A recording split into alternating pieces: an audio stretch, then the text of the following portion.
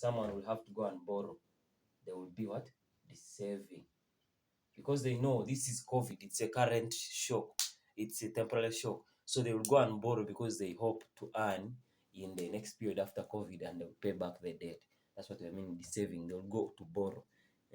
Then when it comes to the anticipated, because they anticipated, they're expecting something, they're expecting that their income may fall, they tend to increase what?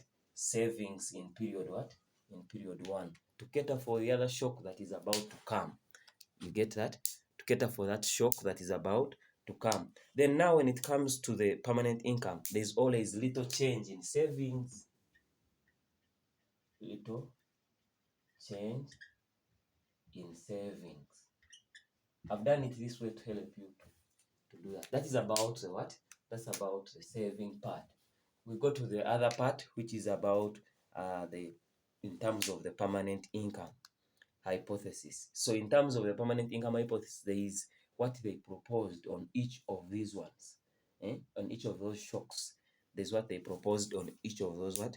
On each of those shocks. So for the case of the temporary, permanent income hypothesis will not change by March.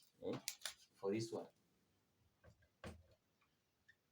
according to the permanent income hypothesis, YP, which is permanent income, doesn't change by March. It doesn't change by much. Like it will almost be like the same. Permanent income, which we said it's average income of someone, will almost be the same. It will not change much. It will not change much, but this will cause the savings to do what? To fall. That's how you explain in terms of permanent income. When it comes to the temporary what? Temporary thingy. Now we look at the one for the what? The one for the anticipated shock, and we see what happens. Now for this case, YP tends to fall. Now, when YP falls, that is permanent income will fall under the anticipated hypothesis.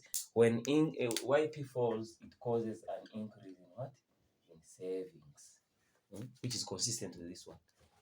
Then lastly, on the permanent income, I mean on the permanent shock, YP here changes approximately by the same change in what? Approximately by the same change, by the same extent of the shock. YP changes approximately